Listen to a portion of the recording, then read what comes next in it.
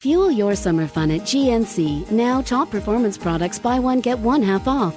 Fuel your training, fuel your recovery, fuel your wallet. At GNC, it's buy one, get one half off. Store-wide mix and match. Sale ends June 27th. GNC. Blog Talk Radio. Those who dare to travel in the spaces between the lines. This is Shadow Travels with your hosts, Kevin Cook and Ray Cezone.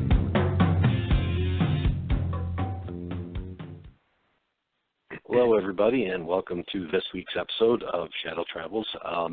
If you saw our ad that we've had on Facebook pages and whatnot, you know that this one is going to be hosted by Ray and another team member of ours, Christina Gonzalez. I'm just stepping in to kind of monitor and work the switchboard and take questions and whatnot. But a very interesting episode tonight, and one that I know nothing about, really, and that's Salem and witchcraft. So this is an area that Ray specializes in, and Christina definitely specializes in as well. So, again, if you want to call in, we would love to have you call in, and they would love to have you call in and ask any questions you want. The guest call-in number is area code 516-387-1922, or you could also access our Facebook page and do questions that way, and I'll be monitoring that. So, with that, I'm going to turn it over to Ray, and I'm also going to invite Christine in. I'll switch over to her and have her come in right now. So, Christine, are you there? Hello. Yes, I'm here. And Ray, you're there as well. All right. Hello, everybody. I'm here. Thank you, Kevin. All right, Ray, I will put the ball in your court and take it away. All right. So, hello, Christina. Hey, Ray. For anybody listening, I'll just share quickly. Christina and I actually haven't known each other for too long, and we actually met through our group, Syracuse Area Paranormal. And one of the first things we learned about each other is that we both have this love for Salem, Massachusetts, and the witch trials. I think that was the first conversation we had was about Salem. Yep. I visited there a few times. I had just gotten back recently, and you were, I think, at that time making plans to visit there again. Yeah. Yep. So I'm curious, and I don't think we talked about it, Christina. What is your interest? What is your draw to Salem? My draw is the history. It's such a historic town. I love the history of all of the witchcraft and the witch trials that happened there. I just find it really fascinating that witchcraft was such a hysteria back then, and so many people died because of it. And the whole history of it just fascinates me. Of course, the paranormal aspect of Salem fascinates me. I love history. I love old buildings. I love learning. And Salem is just chock full of so much knowledge and so much learning that I love going there. I love visiting there every year.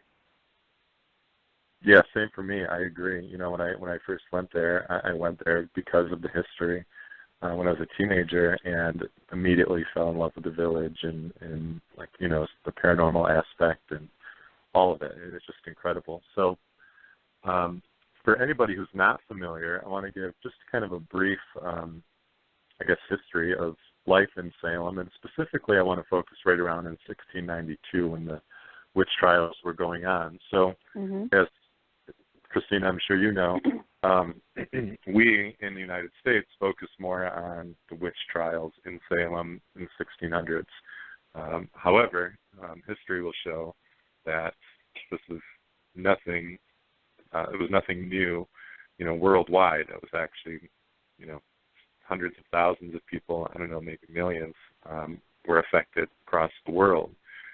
In Europe, I know it was something that kind of came over here. So tonight's topic, really focusing on Salem, Massachusetts, and the witch trials and witchcraft and Wicca, you know, it really brings in, you know, a plethora of items to talk about. So we really encourage people to call in or send messages, you know, through Facebook if you have any thoughts or questions and suggestions on anything. So focusing more, again, on life in Salem, 1692, thinking about religion and witchcraft, church was really the cornerstone of the 17th century life in New England at that time, you know, where Salem is. Most people in Massachusetts were Puritans. The colonists who they had left England. They were looking for religious tolerance, oddly enough. But the strict Puritan code was not tolerant at all. It was against the law not to attend church, where men and women sat on opposite sides through very long services. The Puritan lifestyle was just so rigid. People were expected to work hard, repress any emotions or opinions. Individual differences were frowned upon. Even the dark clothing was dictated by the church. So, as a former teacher, I always loved teaching literature and history, and I would teach Nathaniel Hawthorne, who we'll talk about tonight, in the House of Seven Gables. And I would ask my students, imagine if you lived then, imagine what your life would be. Forget about all the novelties. Forget about all the comforts we have in today's life with things like electricity and plumbing and whatnot. But I know if I was who I am today and I lived back then, no doubt in my mind I would have been hanged for being a witch or put on trial. Yeah, I feel the same way. Absolutely. I know they even frowned upon things like singing. If you're singing to yourself or humming to yourself, then you must be possessed.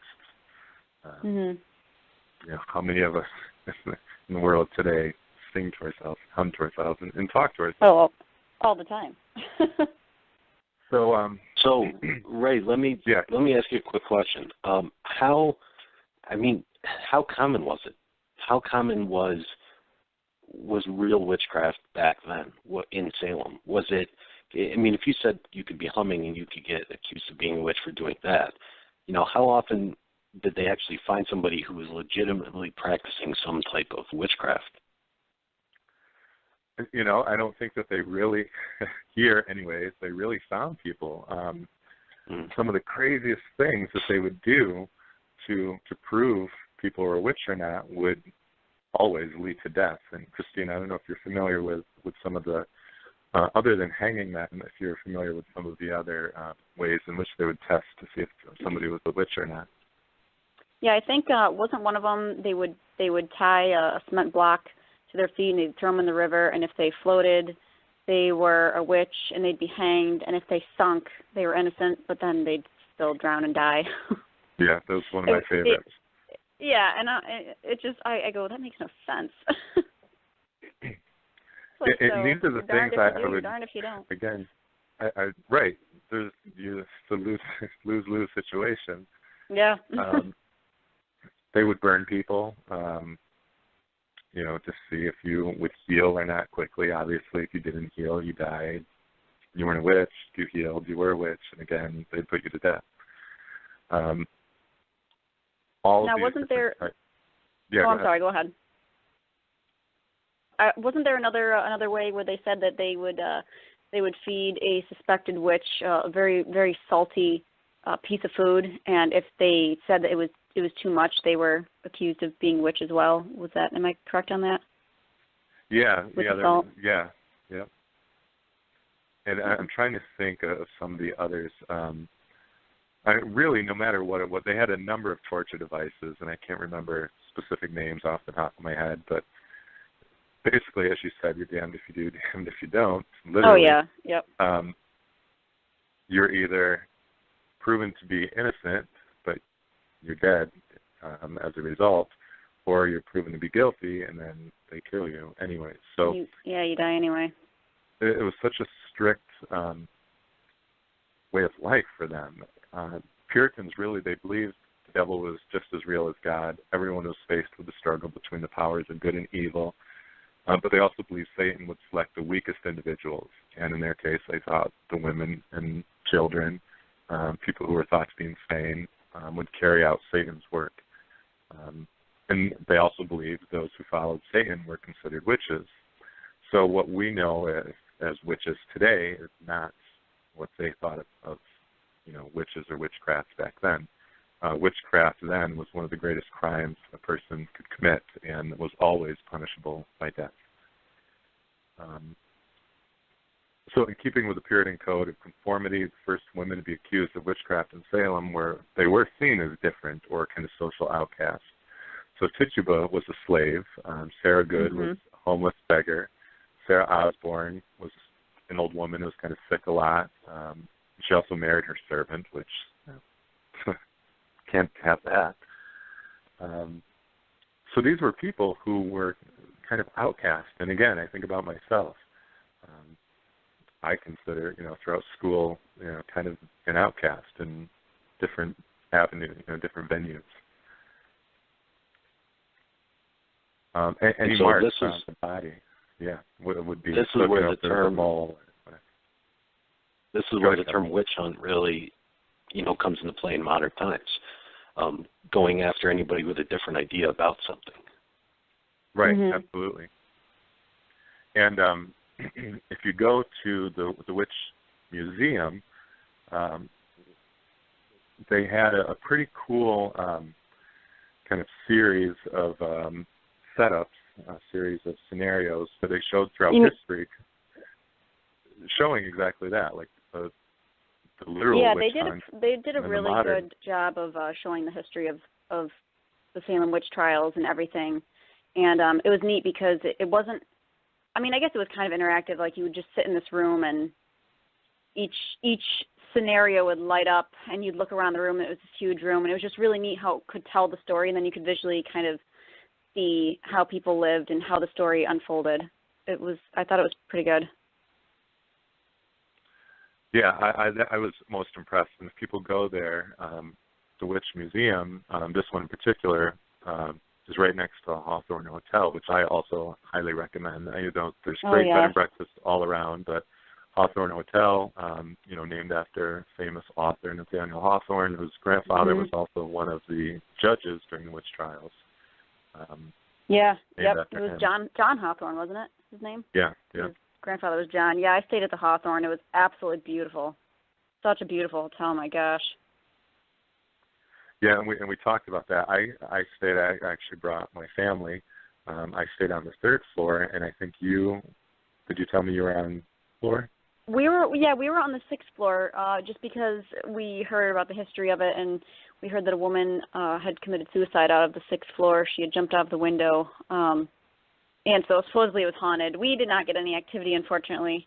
We were kind of hoping we would, but I didn't get anything.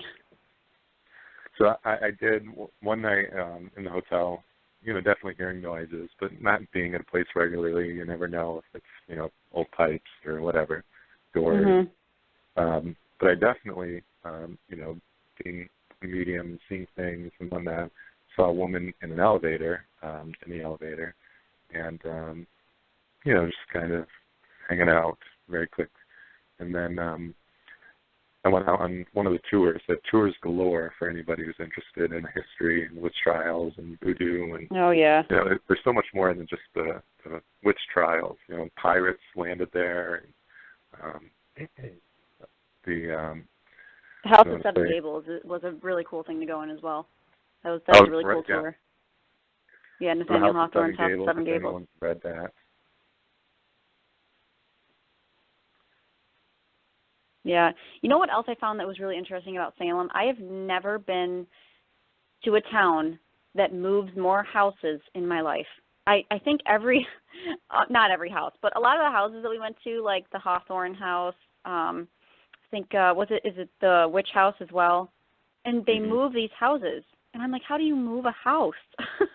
And it's interesting, and it just seemed like that was the common trend of a lot of the historical houses, whether they were moved a block or across state. It was just, I'm like, it just surprised me that it was just such a common practice in Salem to move these houses everywhere, these historic places. Yeah, you're right. I actually never really thought about that, but they definitely have moved, like physically lifted them and moved them. Yeah. Let's look into that. See if there's something up with that. And I asked, and that's just what they did, they said. And I'm like, that is so bizarre. Yeah.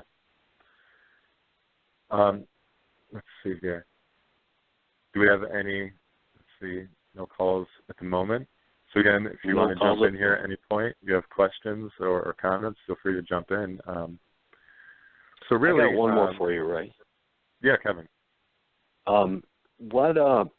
It seems, thinking from a history perspective on this, I don't know if I would say that witchcraft dies out after Salem or as things begin to modernize, but it certainly kind of retreats back into the shadows. When does it show up again in full force, like it did in Salem? Think about, and Christina, you may remember, I'd have to think about what the museum itself told, but it started, like I said, with the people accused of engaging in witchcraft, and then they showed throughout history different groups of people who were not necessarily accused of engaging in witchcraft, but were targeted for whatever reason. The weak people, or the seen as weak people. And I know slavery was also bringing the slaves over and having that dominance over people, literally was also a part of what they saw. And also people who engaged in different religious practices. That alone would be enough to be accused of witchcraft. Yeah. Yep. We do have a question, and it's from Ken, so we'll go ahead and bring him in. Hello, Ken. Hey guys, how you doing? Good. How are you? Good. Ken? How are you, Ken? Good. Hey Ray, Christina, how you doing? Good. You guys are doing really good with the show. It's very interesting.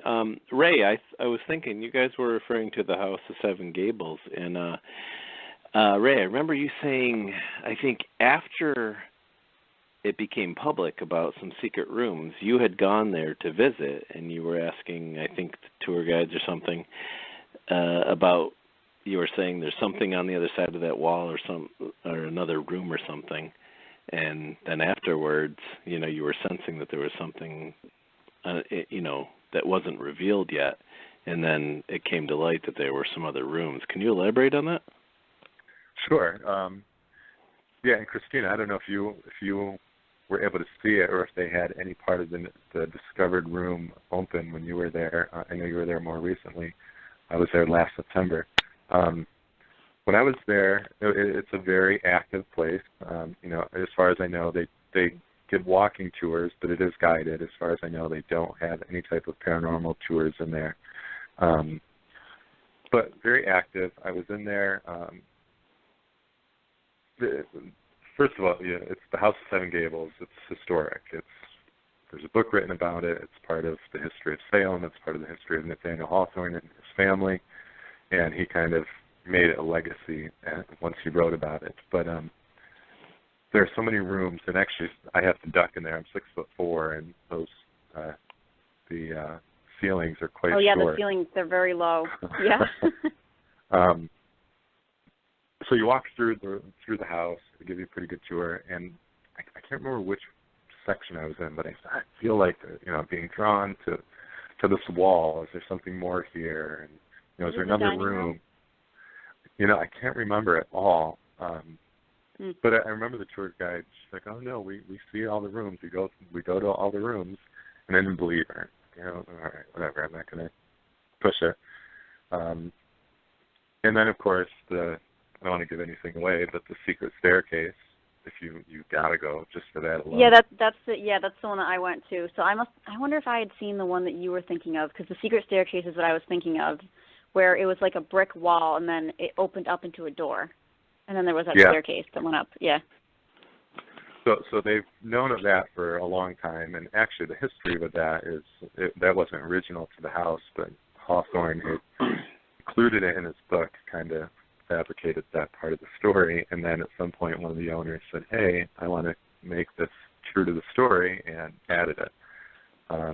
I'm also very thin, and I can barely make it up there. I'm tall and thin, and my top half of my body is twisted around. It's almost like a spiral staircase. Very claustrophobic for myself. Yeah, I got a little claustrophobic in that staircase. I was like, oh man, I don't know how I'm gonna be able to do this. So, long story short, to answer your question, Ken, get back home, and I don't know, it's a few months ago, I remember sharing it. I think it was on the Syracuse Area Paranormal page. that they had discovered, quote unquote, discovered this hidden room. Yeah, and, that's what I remember discussing that with you. It was interesting. So I was excited because, yes, I knew it. So then I was kind of annoyed because I knew it. Yeah. I don't know if they knew it or not, and just kind of blew me off, or maybe they didn't. Maybe the tour guide had no clue herself. Right. Maybe they didn't, or maybe they're trying to keep it hush hush. Who knows? Yeah. But what's so cool? I mean, if people are visiting Salem, if you don't go anywhere else, you have to go to the House of Seven Gables. It's beautiful. It's historic. It's right on the ocean. Yeah, it is beautiful. Yeah, Nathaniel Hawthorne's house is right next door. That's one of the homes that they moved, so it could be next door. Yeah, the home that he was born in. Yep. Yeah. And it's all within walking distance, too. It's such a beautiful old village. And then, of course, the Witch Museum. There's a lot of different locations and tours. Really, I would recommend getting online and kind of reading some reviews, because some of them are not so great. Others are amazing. The Witch House Christina had mentioned, that's definitely, from a history perspective, something people should check out. It's the only house that's still as it was in the 1600s. Yeah, actually, I think that one was moved. I think that was moved as well, but it wasn't moved that far. It was moved like a block. Because but as far as the originality of it, it's the whole house is original. Yeah. And everything in it. Yeah. At one point, most of Salem burned. That's why most of the during the Salem the fire. Yeah, and that's actually related to one of the curses. I was just going to touch on that. Yeah. You're one step ahead of me, Ray. Do you want to talk about it? Go for it. I mean, you're probably a little bit better versed at it than myself, but I believe the curse was was it Giles Corey when he was being crushed to death, and he said, "Curse you, Sheriff, and curse you, Salem." Mhm. So Giles Corey was accused of witchcraft, and so what they did to him was they put him on a stone slab, and they just started to put stones and boulders on him, and every day, and they would leave it, and they would, ask him, Giles Corey, how do you plead? And he would say, not guilty. And then his famous saying was, more weight, because he wanted them to put more weight, because he was not going to admit to what they were accusing him of, which was witchcraft. So eventually, I think, how many days was he under those stones, Ray? Do you remember the exact days, like 3? I believe it was 3. 3 days. And so on the 3rd day, clearly he was, one stone away from his death, and they asked him, Giles Corey, how do you plead?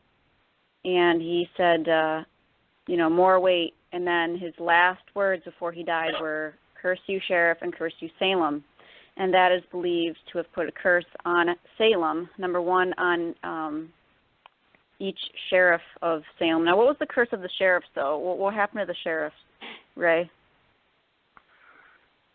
So, do you remember? Yeah, let me I think just here. know there was something with the sheriffs that every sheriff thereafter, something happened to them. But after he put that curse on Salem, I think it was 3/4 of Salem burned to the ground. Yeah. I mean, almost the whole city burned. So that was related to somebody who saw his ghost, his spirit, apparently. So Giles Corey, when he was still alive, he knew that he was a very smart guy. He was a farmer. He was a landowner. He thought that they were after his land, and that was a part of why he was being accused of being a witch, or a warlock, as they called him. And he also, being a smart man, he knew that if he refused to plead, that he couldn't be tried. So that's why he laid on the ground. By custom, they'd strip him of his clothes, threw him in a pit, put the board over him, just kept adding stones. And as Christina said, his famous sayings would be more weight. Like, he was stubborn, he wasn't going to give them what they wanted. So going back to what we were saying earlier, it's a lose-lose situation. He was never found to be guilty, but ultimately he was crushed and died there. So he knew he was being illegally murdered, and he was likely going to lose his land. And obviously, once he was gone, kind of up in the air. So he refused to address the court during his trial. The courts attempted to torture him. They just put more rocks, and I think he's the only person that's on record anyways that happened to. So some of his final words during this torture was when he cursed the sheriff of Salem for murdering him and trying to steal his property. And then the sheriff died within a few years of, he had a heart issue and some blood issue. Yep, I just pulled up. Sorry, go ahead. Okay. So I just know, you may have some details. I know that every sheriff since then died early of either a heart issue or some type of blood ailment. And even today, they don't have a sheriff. The sheriff who oversees Salem works out of Middleton, Massachusetts, next door. And that's actually as recent as the 1990s, I think it was. Yeah, 1991. Yep. So pretty incredible. And another part of the curse was if anybody sees Giles Corey in the cemetery, something bad is expected to happen. So there was, I believe it was a girl who said that she had seen his spirit walking in the cemetery. A lot of people don't know, one of the cemeteries, the Howard Street Cemetery, is actually the corner of it, not far from the old jail, is where he was pressed to death. And I believe, from what I get, I believe he was left there. I don't believe he was brought to the burying point. So I think he's still there. When I went there, I walked around the whole cemetery. I came very close to the spot that was confirmed later on in the evening when I was on a tour. That's where he was crushed, was in that area. And they pointed out the old jail, which one of the jails was actually moved to where it is now. And there's a big condo and office space where the original old jail sat. Yeah, they turned them into condominiums. They're beautiful. They kept a lot of the old stone and the old the jail bars as well. Yeah, which is pretty neat. And people report a variety of activity there. Oh, I can just imagine. Yeah. So they. I can just imagine. So this person says, reports there's a spirit or a ghost or whatever, and I saw him in the cemetery, and right after that, the fire and most of Salem burns to the ground. Yep. And I feel like there was one other instance where his spirit was spotted, and then something tragic happened, and I can't remember what it was, but they say today, if you see anything in there, basically something tragic is going to happen. It's actually illegal to go in the cemeteries at night there, which I find very interesting. Really? They have, I've seen signs up, and I've seen people, cops patrolling every once in a while. But the cemeteries in Salem? Yeah. That's really, we went in the cemetery at night. Yeah, well, by ourselves, and tours go through there, but we've walked through there. Huh. Maybe it was that particular, the Howard Street one. I know there's the one in the Village, the smaller one. I don't know if they necessarily patrol that. But I think the bigger one, just outside of town, where Giles was pressed. Go ahead, Ken. I think you had another question. Oh, actually, it wasn't a question. Just listening to this whole thing and, thinking back on this when I used to look into it, being a special education teacher, working with kids from, pre-K all the way to adults with 60, 70-year-old with disabilities, it's amazing to think of how many people with disabilities, because of their quirks or any type of Tourette's or whatever, would have been put to death because people would have thought they were, witches. It's just right. They would have thought they were possessed. Yeah. The thinking was just amazing back then because of the Puritan views. One of the ways they tried to debunk, or I guess scientifically prove, the spasms and the vomiting and, the hallucinations and all that, I think was the scientists found this fungus called ergot. Is that how you pronounce it? I think ergot or ergo. And it was in wheat and rye, and it was known to cause muscle spasms, vomiting, hallucinations. So that was another thing that they had found, but I don't think they necessarily took it as serious as they should have. I think that was kind of towards the end of the witch hysteria. So that was kind of interesting that could have been the cause of quite a few people's problems that were accused of being witches, when in reality it was just a health problem. Yeah, it's just amazing. Yeah, just the thinking with the Puritan thinking back then was just amazing. You couldn't be different. It was not an option. Right. Yeah. It was like everybody was a cookie cutter. Yeah, exactly. Yeah. Well, thanks, guys. You're doing great. Love the show. Sounds great. Thanks, Thank you, Ken. All right, bye. Later.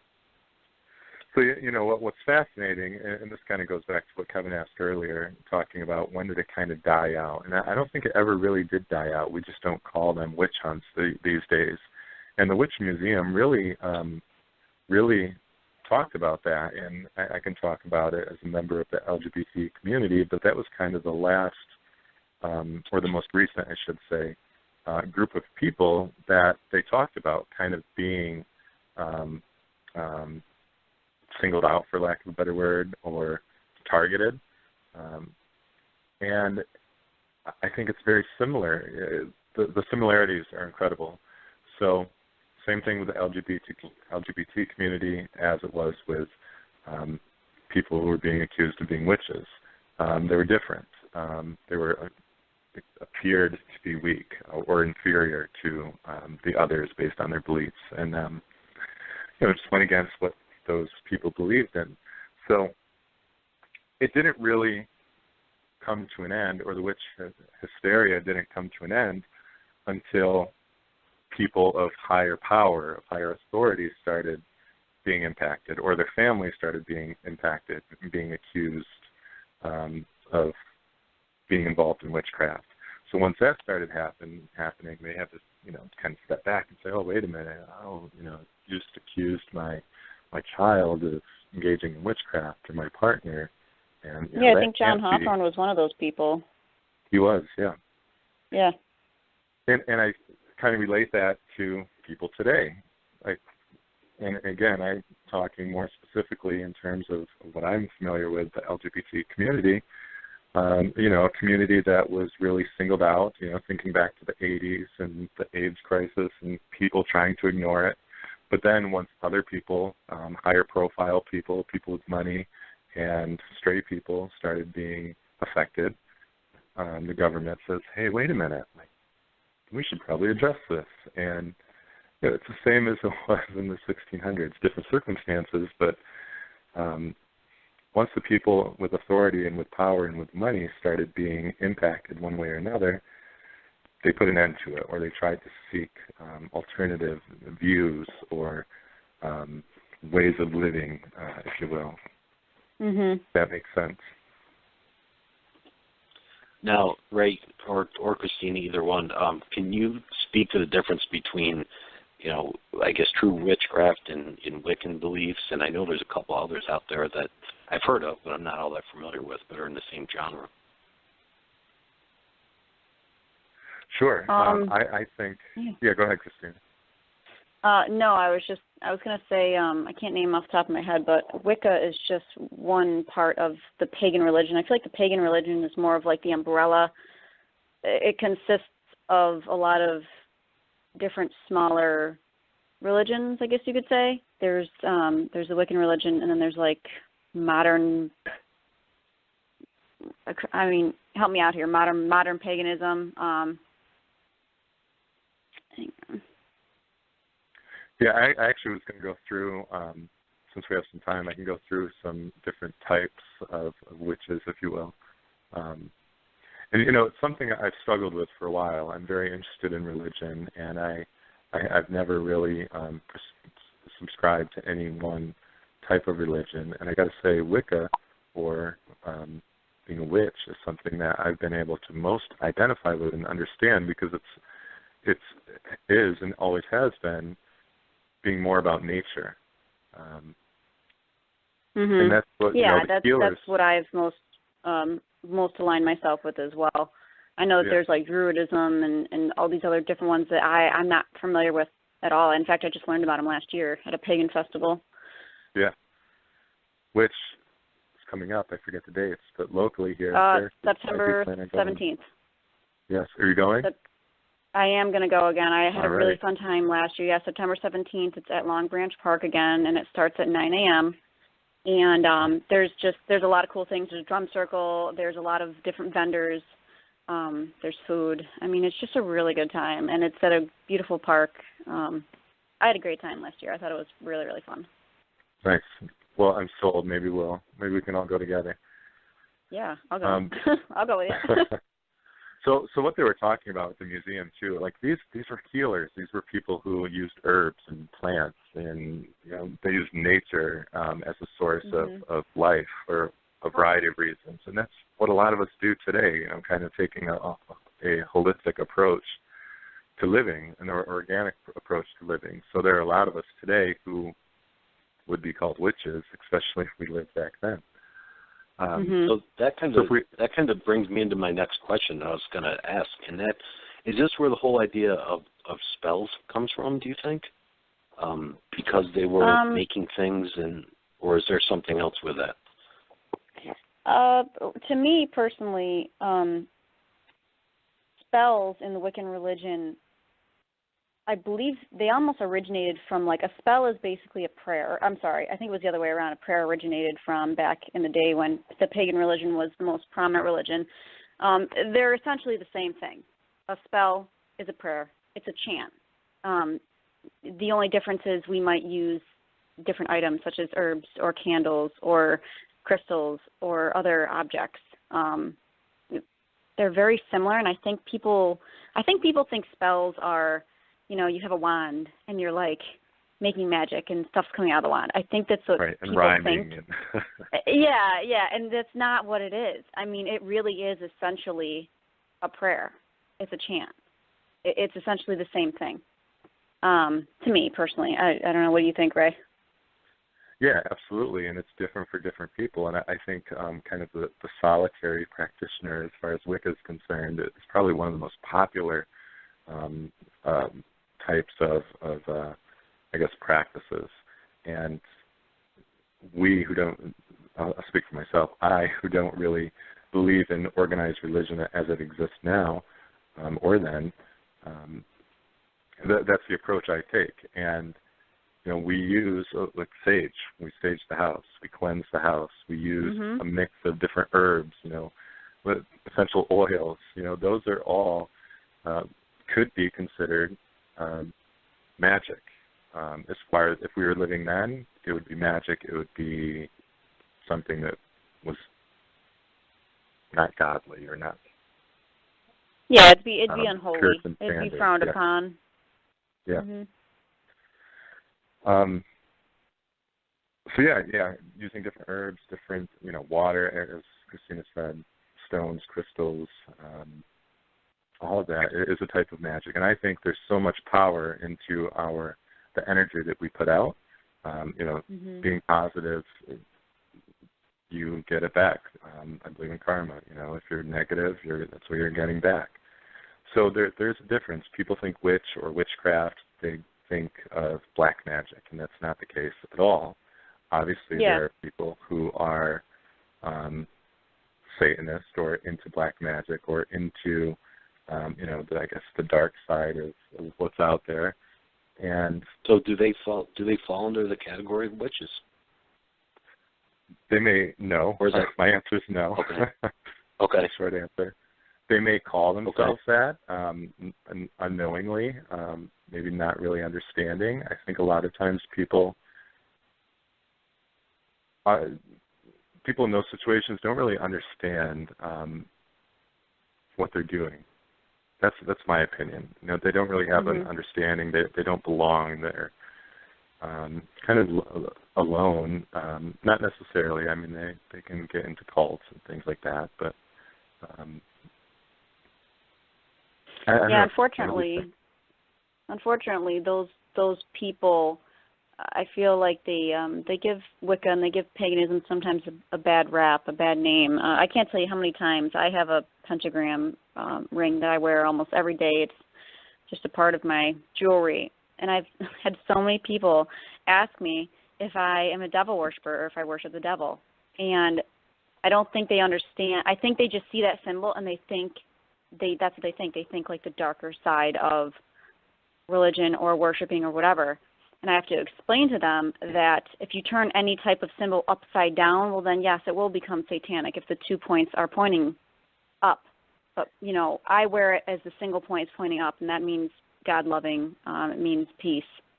So it's just like the cross. If you turn the cross upside down, it turns into a satanic symbol. So, yeah, I feel like there's not many people like that, but the few that are out there give it a bad name. And so I just try to always educate people on what it actually means. So I don't think they really know. Yeah, and generally speaking, you know, witches, kind of use the umbrella term, often don't believe in Satan. You know, they stay away from black magic or whatever they want to call it. Yeah, exactly. Yeah. So thinking about all different types of witches, and people, I think, don't necessarily call themselves witches these days, but there are some. So a kitchen witch practices by home, mainly dealing with practical sides of religion, magic, elements in the earth. And we can get all into these. You know, we could go on all night about these, so I'll be very basic here with these. Ceremonial witchcraft mainly uses ceremonial magic in their practices, you know, Egyptian magic and the rituals. So rituals is incredibly important. And rituals don't have to be something, and actually shouldn't be, something that you read from a book. So in TV or on shows or movies or whatever, we read like there's this magic book and, you know, it's made out of human skin and whatever. That's ridiculous. We engage in rituals that mean something to us. So as we've talked about, and as Kevin and Christina and Ken, you all know, you know, I have my own rituals to protect myself, going in and leaving different locations when you're investigating. You know, rituals to cleanse myself, to, you know, keep any energy or entities, anything around me, around us. It's something that means something to me. So rituals are so important, and it's not something that you just read out of a book and say, okay, I just said the magic words, and now everything's good, or everything's, you know, there's that magic spell.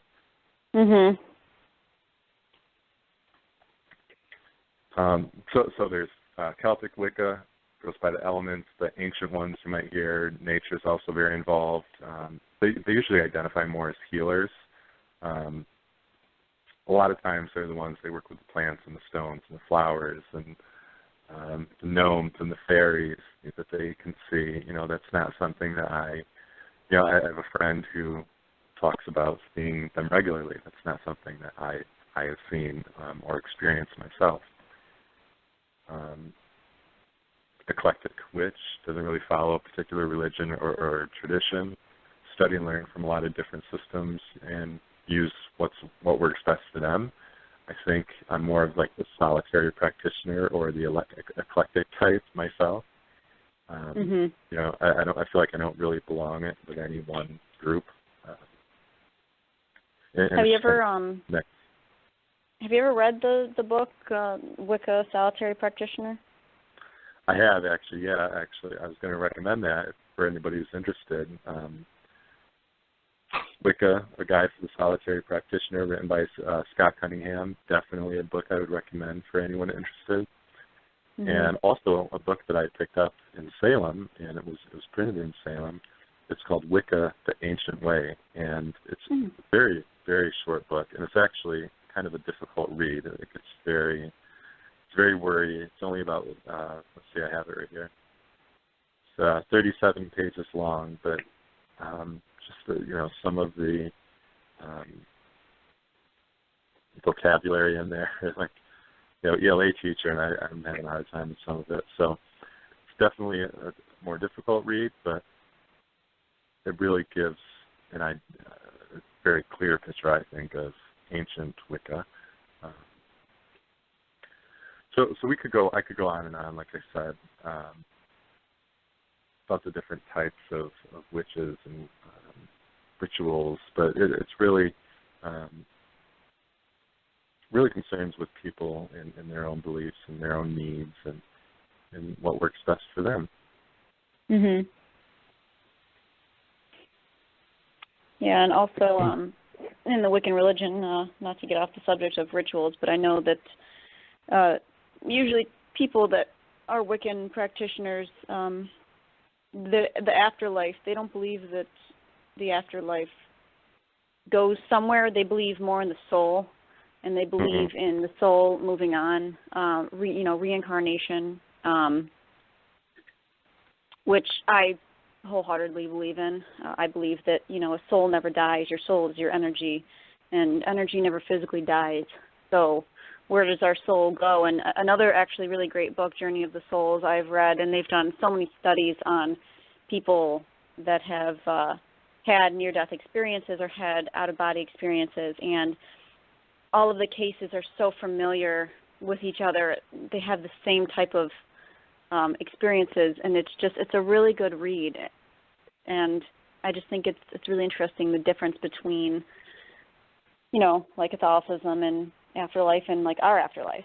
We believe in reincarnation. We believe the soul will travel on and become another life, as opposed to going somewhere like heaven and staying there.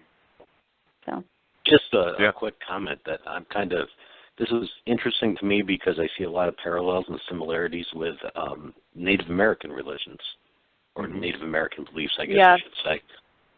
There seems to be, the nature aspect, the fact that the soul really becomes part of something else after death. It's just kind of an interesting connection there, between something that the original colonists didn't want people to practice, yet was already in some ways being practiced here when they got here. Yeah, a lot of the rituals and the traditions and the beliefs of, pagan religion and Wiccan religion, if you go back, way before, any of this organized religion, those were the beliefs, and they're such old-rooted beliefs. When you compare them to modern-day religions, it's very similar. There's a lot of similarities. They're just called different things, and they're twisted in different ways. It's very interesting. Yeah, so going back to what you were saying in connections and reincarnation and things like that, Christina, you and I have talked about my connection to Giles Corey, and I think that's, I won't get too far into depth in it, so we're running short on time, but I'm very much connected to Salem, and I'm very much connected to Giles Corey, and I have my reasons, my beliefs why. I don't have any genealogy, history or anything. I haven't backtracked at all. But I don't believe, I've said this many times, I say it all the time, I don't believe anything happens for a reason. I believe everything happens for a reason. I don't believe anything is coincidence. And this past September, when my family and I decided kind of last minute, hey, let's go to Salem, I'm going to bring my kids because, they're interested and, it's pirates and on the ocean, and it's just a beautiful village anyways. My husband and we get there, and I said, oh my gosh, look at the date. We looked at Giles Corey. There's a little memorial for him because he's not actually identified as being buried or left in one spot, and it says Giles Corey, and I put this on our Facebook page, the picture I took. Giles Corey pressed to death September 19th, 1692. It just so happened that the day we were there was September 19th, 2015. It was the anniversary of Giles Corey's death, along with a few others. But I said, oh my gosh, we're here for the anniversary. Like, this was not planned, and we are here on the anniversary.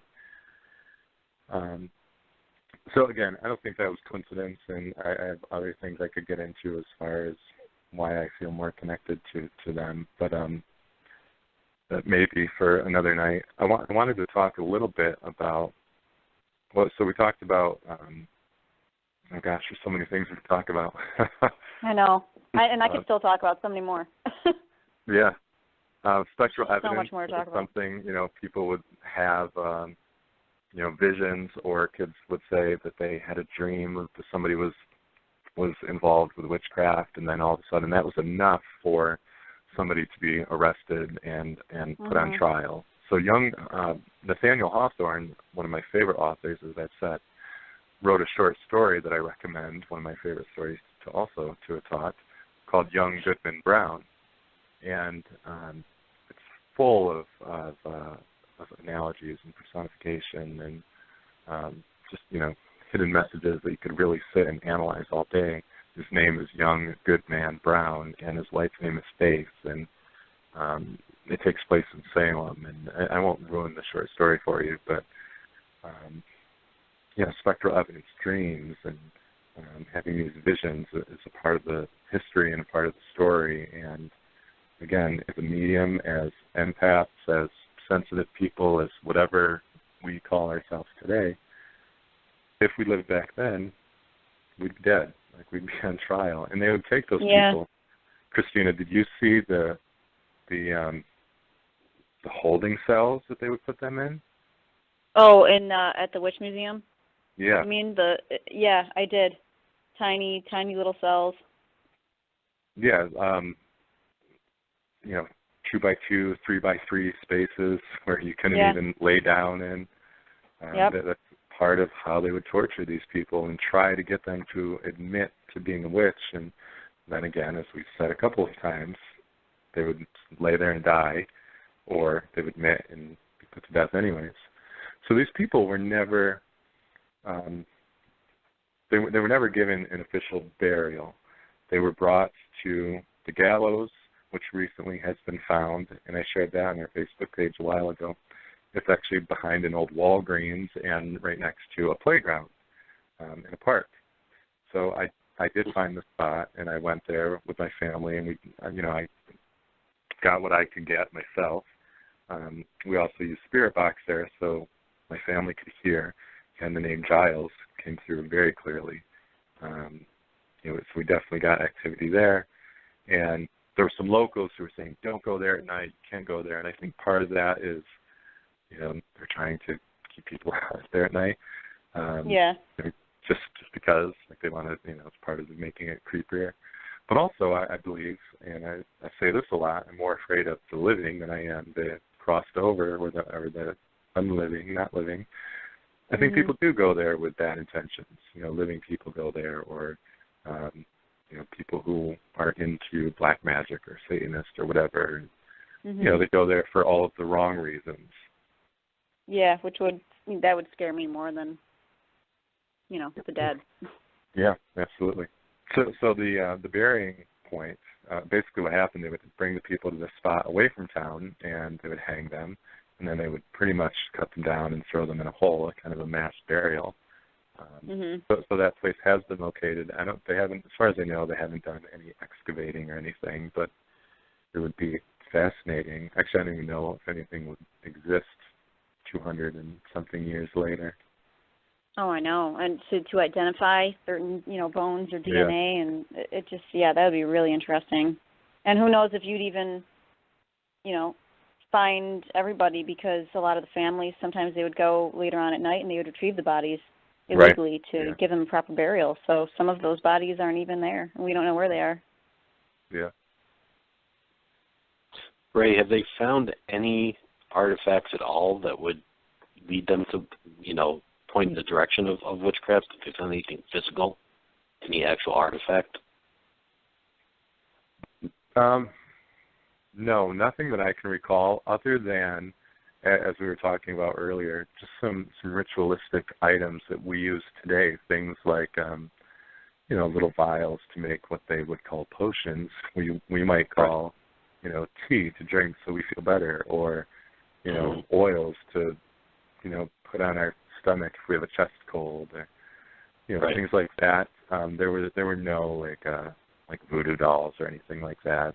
Right. So nothing that people today would point to as being, of witchcraft as they would know it today. Right. Right. In the witch museum down in the dungeon part, they call it. There's some of the old rafters that were originally in the jail. That's cool to see. There's nothing at all, and I think that's for obvious reason that these people most likely were not even self-described witches or engaged in any type of even Wiccan practices necessarily. They were just different or outcast or blamed for whatever it was somebody didn't like about them. And I ask people all the time to think about that. Think about if we lived, and it's kind of scary. I feel like we're not far off these days, like being policed like that. But think about if we lived then, how many of us would be tried? How many of us would be put on trial? How many of us would be put to death? The kids back then, they were expected to behave under the same very strict code as the adults. They did their chores. They attended church. They had to repress their differences. Any show of emotion, any excitement, fear, anger, everything was discouraged. If they, if they were disobedient at all, they were punished severely, which, obviously something wrong there, but they didn't see it that way. Right. Children would rarely play. Toys and games were scarce. Puritans saw them as very sinful activities. They saw them as distractions. So again, today we have kids who are ADHD, ADD, just full of energy.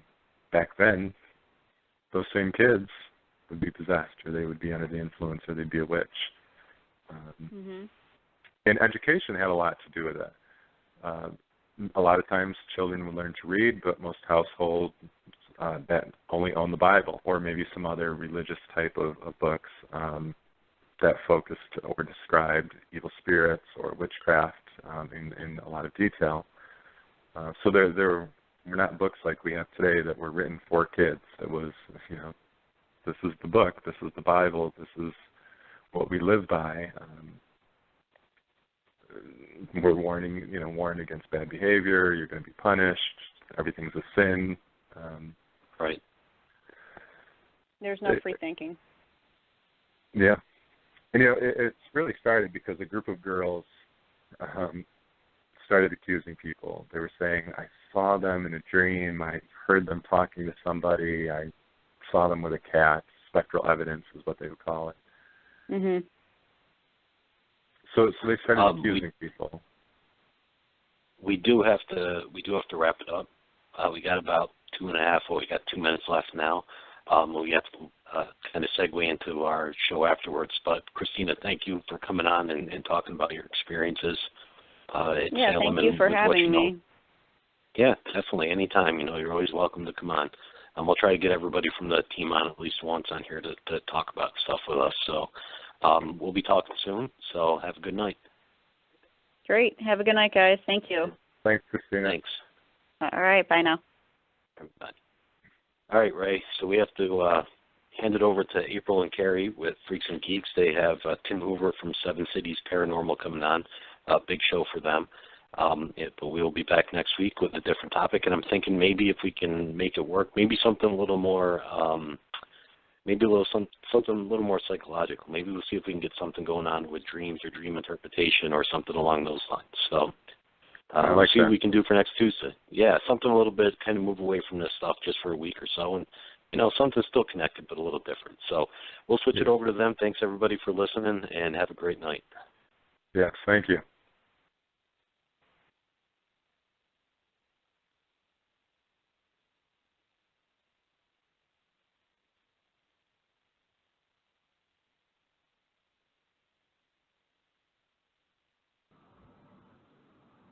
Hey, Keri, it's April. Are you on?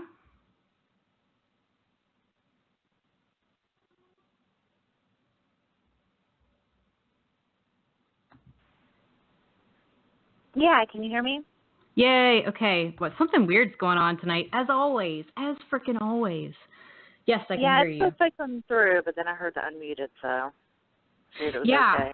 Well, it kicked me like right as Ray and Christina got kicked. Like right they came off, kicked me, so I had to relog. But regardless, hello everyone, and welcome to an episode of Freqs and Geeks Paranormal Radio Show. This is episode lucky number 13, and we are discussing tonight EVPs.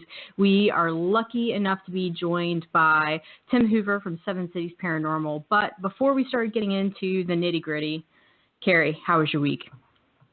It was pretty good, thank you. Got to go today with my girls. We went to the Poe Museum here in Richmond, their first trip. Mine, I've been many times, but their first trip was very enjoyable. And then we went to Tardigrade Ironworks, which is part of the National Park Service Richmond Battlefield, and had a really good time. They got their little activity book and earned their little park ranger badges. So that is really awesome. That's really awesome. Actually, I did something with Jane this weekend that was pretty cool. I went to the, nothing too special, but we went to the library and I signed her up for a library card, and we did the whole, kind of introducing her to the library and certainly introducing her to the rules of the library, because there was a lot of running and yelling and screaming about. You would think that she has no home training, honestly, but I assure you that she does. I started in on this project that I kind of got going that you know about already, just trying to redo my office. And I've got so many crazy ideas that I'm really looking forward to. And this one is this kind of secret project that I've got, and I'm trying to how do I put this without giving too much away? I'm definitely going to post it when it's done, but I'm trying to take a kind of normal object and I'm trying to make it into something from something significant from the game World of Warcraft, because that's something that my boyfriend particularly likes.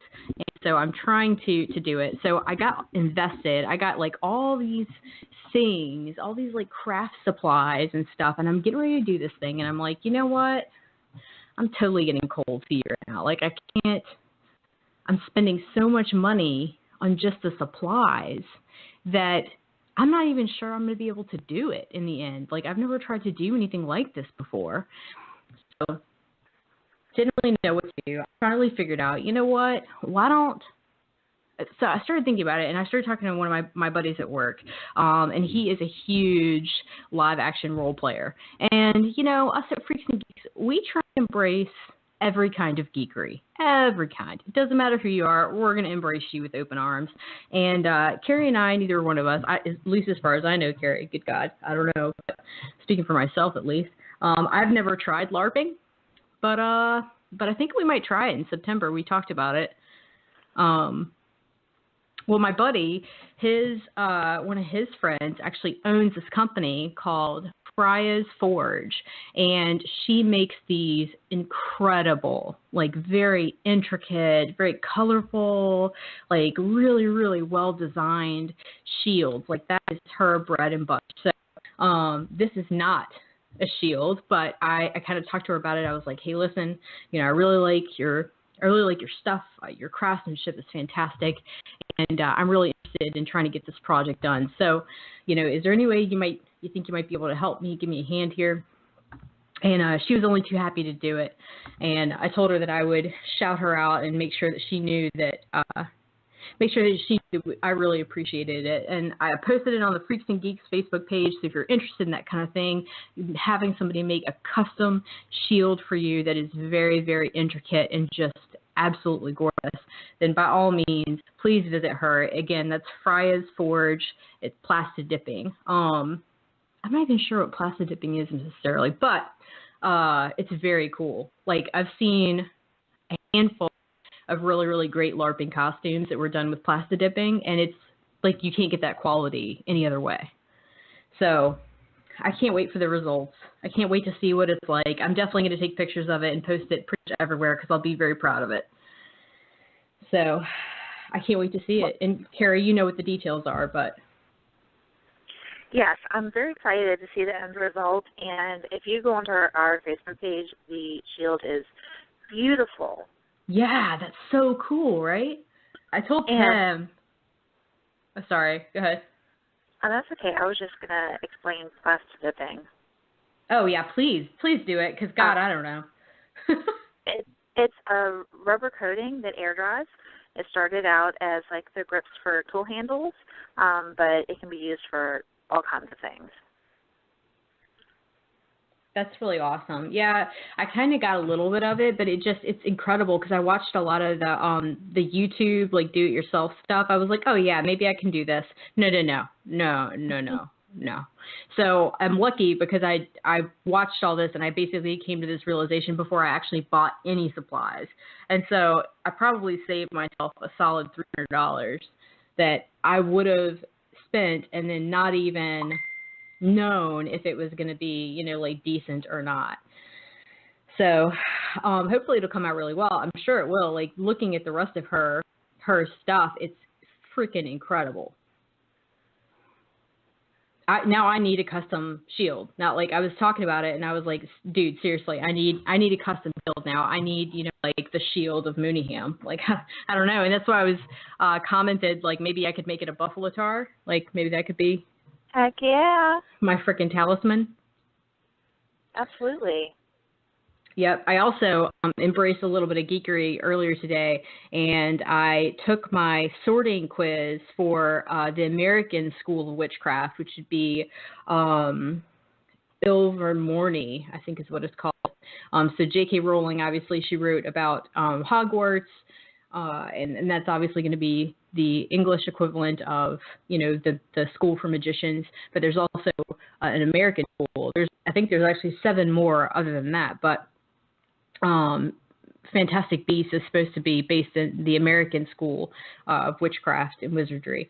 And I got sorted. It's all based off like Native American symbolism. So let's see. You have the Firebird, or the Thunderbird, excuse me. That's what I got sorted into, is the Thunderbird. You have the, the Horned Serpent. You have hold on, let me get to, my Facebook has everything because I'm in like Hogwarts and all sorts of other things. Please judge me.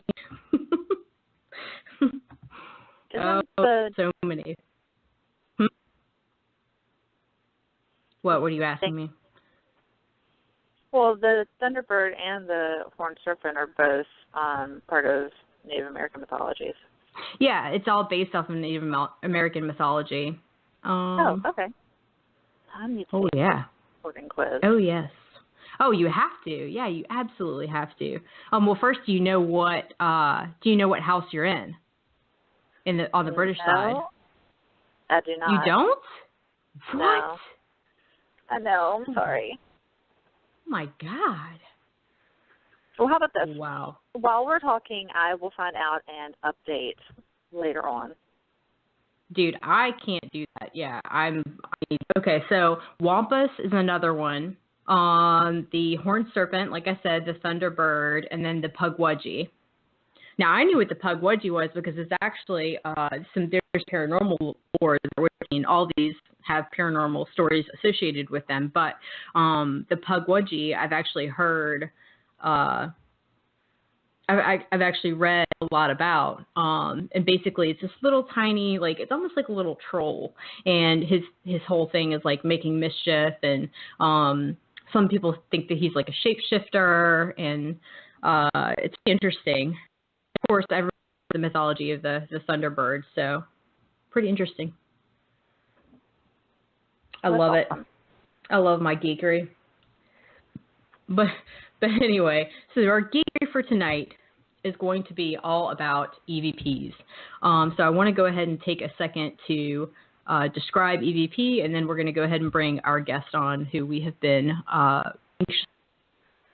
here. So electronic voice phenomena, or EVP, are sounds found on electronic recordings that are interpreted as spirit voices that have either been unintentionally recorded or intentionally requested and recorded. So the idea was popularized in the 1970s, and basically it was described as a typical brief, usually in the length of a word or short phrase.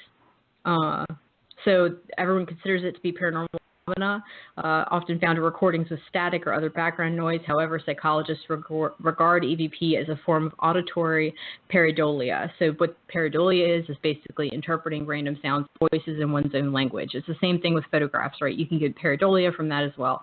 And it makes you see faces or things. Your mind basically has to make sense of these random spattering of colors or shapes or something like that. It's the same thing as the face on Mars, right? Everybody's seen that photograph that was circulated around. It was viral. It looks like a face. It's not really a face. Your mind you're doing matrixing, your pareidolia. So your mind is trying to make sense of this random object. And a pseudoscience, so continuing on, and a pseudoscience promulgated by popular culture. Rational explanations for EVP include apophenia, so perceiving patterns in random information. Again, matrixing, pareidolia, equipment, artifacts, and hoaxes. So that was the just the baseline definition on Wikipedia. Keri, anything to add to that? No, I think that pretty much sums it up. So sweet. Okay. Well, we are going to bring our guest on. We have Tim Hoover of Cities Paranormal. Cities is one of the great organizations here based in the Hampton Roads area of Virginia. I'm going to let him talk to you guys about everything else. So here we go. Hey, welcome, Tim. Hey, how y'all doing? Good. How are you? Pretty good. So good to have you on. Thank you so much for coming on and talking to us about EVPs. Hey, thanks for having me. Hey, would you like to tell us a little bit about Seven Cities while you're here? Yeah, Seven Cities started in 2013 with my friend Scott Spengler. We was in a group before called Southeast Virginia Paranormal. For a couple of years, I worked as EVP tech for them, but we decided to branch off and do our own thing. So we've been working together for about 3 or 4 years now. Yep, and you guys are kind of a powerhouse in the area. I mean, we've had the occasion to work together through a couple of paranormal events. I think we met 2 or 3 years ago at Fort Monroe, or not Fort Monroe, but Fort Eustis. They do that Halloween thing every year. Yeah, that was a lot of fun. Yeah, I love doing that. You get to take so the Halloween events that I'm talking about. You get to take kids around the Fort Eustis Transportation Museum. And it's kind of like a charity thing, but it's really awesome. And the museum is supposedly really haunted. So it's a great dual purpose event. And plus there's free candy. It was a little too loud to do much investigating, though. Yeah, definitely. Yeah. I just enjoyed being able to walk around the exhibits in the dark. Like there's something kind of special and kind of like, ooh, you're not supposed to be there. So it's a little taboo, but I don't know. I liked it. Yeah, I enjoyed it. Yeah. I always enjoy doing anything to do with the ghost stuff. Oh, yeah, absolutely. Especially when it involves like charity and kids and just having a good time. Oh yeah. That's you got to look, if you educate kids, they're the future of it. So. Yeah. So something that I think that Seven Cities does that's really, really cool is that you guys are one of the primary people in the area that's all about getting people together, getting groups together, and trying to do kind of unity-based things where it's all investigators trying to just work on tradecraft together. I think that's really cool. Oh, yeah. So we totally believe in working with other people. We're not, a territorial group. We try to work with people and get along with people, and not, backstab like a lot of it. It's a lot of that in this field. Yeah, it can be. But Scott and I talked about that a long time ago. That's something we wanted to do from the get-go. We wanted to try to work with other groups and get everybody together and get along. Yeah, definitely. And you guys have been the ones that have historically been putting together, in recent memory, the paracons that have been here based out at the beach. I think the first one you guys did was at the Boxwood, and then the next one was at Ferry House Plantation out in Virginia Beach, right? Right. She's doing one at Ferry House this year. We're not going to be as much involved in it, but Heather that's in our group, she's going to be doing it. Yeah, and I think that might be in September, right? If I'm not mistaken. September. I believe it's September 17th, 18th, somewhere around that range. Oh, I know it is. I absolutely know it is. And you know how I know it is? What's that? Because it's the same damn weekend as every other cool thing in the world. It's the Mothman Festival, and then there's like a handful of other awesome things. Yeah, it's like so many great things, but they're all happening that one weekend. So it's like you got to choose, you know? It's hard to try to, it's hard to try to pick a weekend that nothing else is going on, you know? Yeah, definitely. And Fairy House, not that Fairy House is definitely enough of a draw to still have a really, really good showing because Fairy House is just fantastic. Carrie and I have hunted it, I don't know, 3 or 4 times now? Yes. Yep. Yeah, it's a really good spot. First time I went there was probably, it's been, I believe, probably 7 or 8, 9 years ago, probably back I went with your buddy Ray. Yep. Ray Savino, way back in the day we went there. It's a very active place. Yeah, it really is. I definitely had some really interesting interaction with what I think might have been a little girl on that second floor, and it's actually the very first time that I ever used a pendulum or attempted to use a pendulum, and we had some really interesting results with that. So Keri was the second floor is in the third floor too. That's pretty active in the nursery. Yep, definitely. Yeah. Very cool place. So if anybody out there ever gets the opportunity to investigate Fairy House Plantation, not only are they extremely permissive for ghost hunting, that kind of thing, they definitely will let you come in. It's never any problem. There's a lot of really good stuff there, and I would consider it to be a very friendly, easy hunt for like first timers or beginners, that kind of thing. Yeah, it's a good place to bring people, you know, that you train into your group or something, because it's a very active place and it's local, you know. Yeah, definitely. Well, Tim, you have Tim passed us 5 different EVPs from 7 cities, and I'm ready to play them whenever you are. Would you like to play first? Sure. You just tell me which one you're playing. I'll explain a little to you and where it's from. All right, let's go with the most intriguing one first. It's Where's God? Okay. That was a private residence, I believe, in Gloucester. Okay. In Gloucester, okay. Yeah. It's very short, though, okay. Getting ready to play it. I'm going to play it right now. Okay. You hide from us again? Oh. All right, let me play it one more time for everybody that's at home. I'll play again after that, too, but hold on just a second. You hide from us again? Wow. Yeah. It's a lot louder in person. Yeah, that was pretty cool. We were... It was a person they called us, and they said they were seeing all kinds of shadow figures in their house, and that's just one of many that we got there. I tried to pick the best ones, but they were other EVPs. We got there where the guy, we asked did he want to cross over, and the man said no. Actually, there's another one that I sent you, the one that said we did.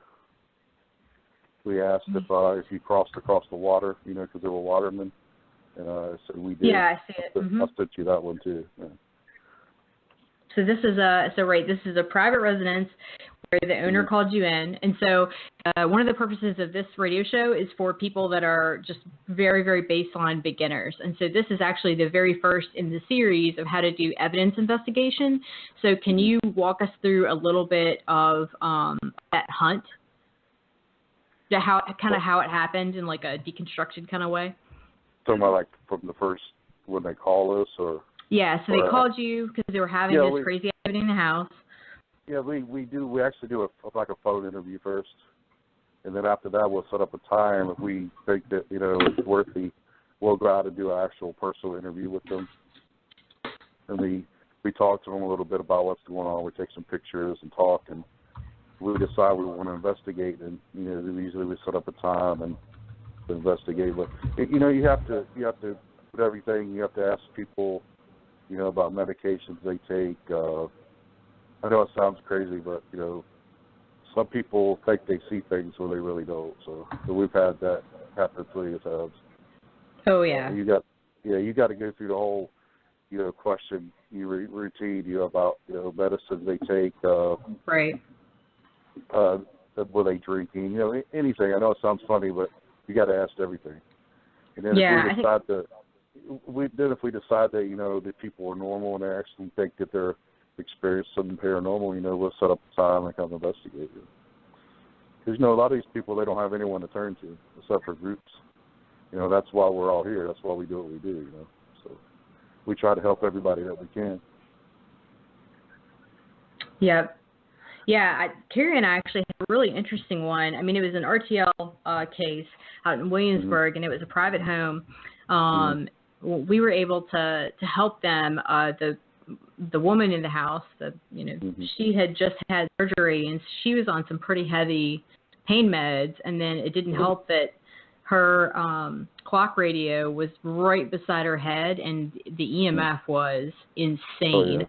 So she was, she said that she couldn't sleep in her bedroom, that she was seeing all the stuff, so she had to sleep in the living room on the couch and stuff like that. And basically we were able to kind of tell her, like, hey, listen, it literally, you probably don't want to have your meds with a glass of wine in the evenings. Like maybe try that, and then, we'll call you back in a few weeks and just kind of see how things are going. And then if we need to come back out, we will. But, and that solved it.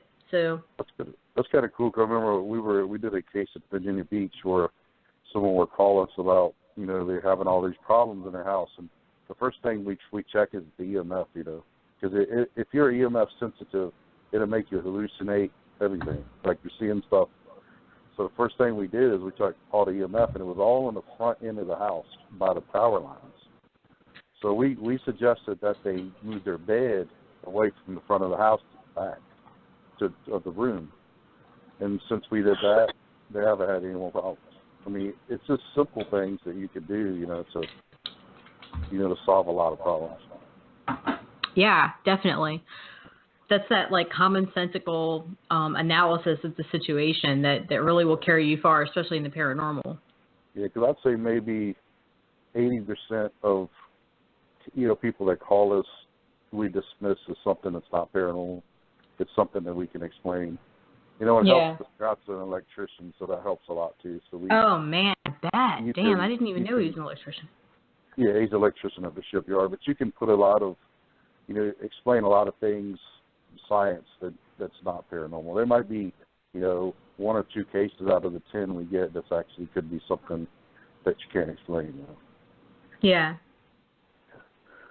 Well, that's really cool. So I pulled something up while we were talking. I kind of remembered that we haven't really gone over the actual classes of EVPs that are out there yet, and that's kind of something that's baseline. It's a little, it's intuitive, but it still bears remembering. So Class A would be an identifiable word or phrase long enough to be heard without the aid of headphones. Everyone agrees on what is said. Now, I would actually dispute that. Me personally, now I'm still fairly new as it goes, for paranormal research, but I would consider if you can have an identifiable word or phrase loud enough to be heard without the aid of earphones, everyone agrees on what is said. No, you know what? I take it back. I agree with that. I was thinking disembodied voice, but a disembodied voice, the difference between an EVP and a disembodied voice would be that the disembodied voice you can hear at the time as it's being said. So it'd be like somebody's talking in the room that you're in, but they're not in there. But, the further along you get into the EVP, as long as I've been doing it, you can, what I do is when I review EVPs, I'll play them slow and I'll play them faster. Because there'll be voices that'll show up slow, and there'll be voices that show up fast. I know it sounds really strange, but instead of in real time, play them slower and play them faster. You'll be able to understand them.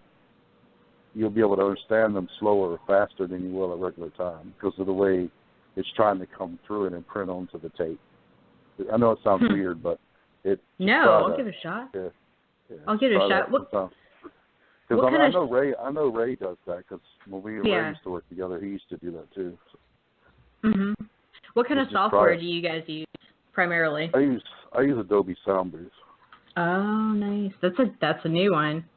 And it's really hard to get to use, but once you get to use it, it's got so much stuff in it compared to Audacity or something, you know, because you can slow it down, speed it up, and you can take the little clips and save them, and you know, highlight them and make them louder. And it's just a cool program. I would definitely suggest it to anybody that that's trying to get into EVP.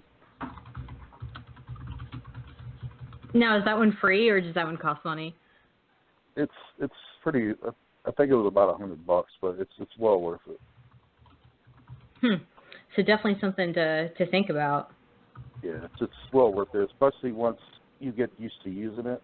I mean, it's so much easier than Audacity, and it's so much better because it's got in the bottom, it's got like a graph that it shows, it highlights where the voice is and where the voices aren't, and you can look at that and tell the difference between a human voice, and you can tell the difference between a non-human voice.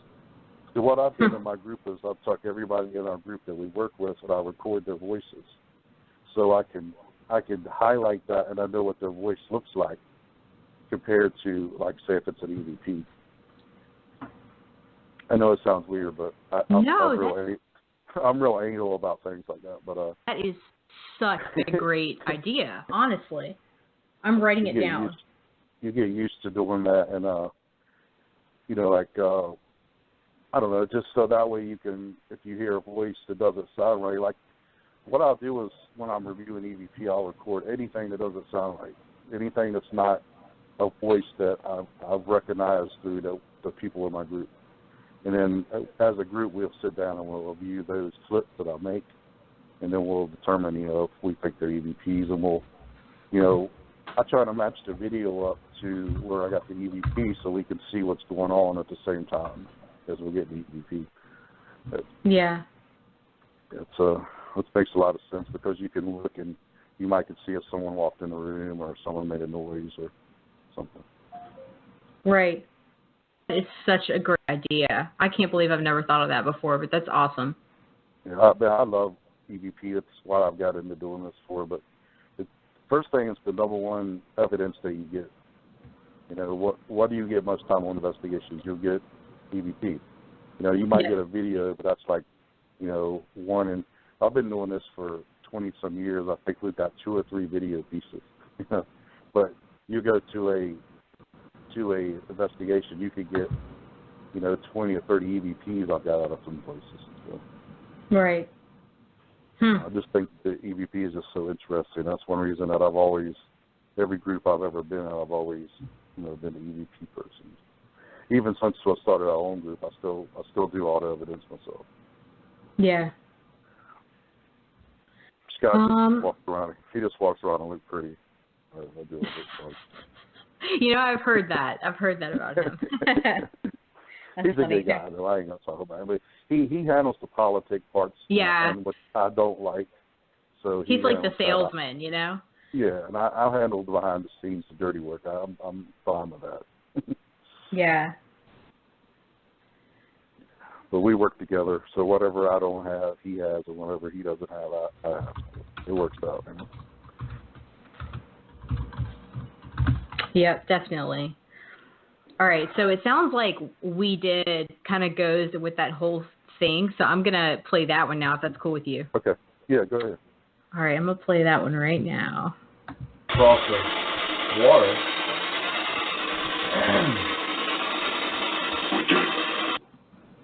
Right there at the end. We did. Yeah. All right, hang on. I'm going to play it again. Across the water.